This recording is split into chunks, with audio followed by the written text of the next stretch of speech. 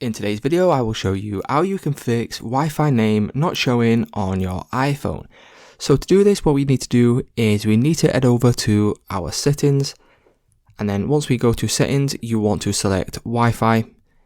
From here, what we can now do is we can go and make sure that we have enabled our Wi-Fi, and then we can move on to the next step. So the next step will be to click on edit in the top right hand corner. And then from here, you will now see a list of all the Wi-Fis that you are connected to, also known as known networks.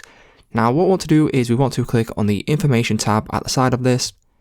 That will then bring you to this page where you'll now be able to click on forget this network.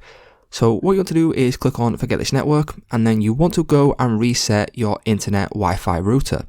Once you have done this, what you can then do is you can go back, you can turn off Wi-Fi, turn this back on right here.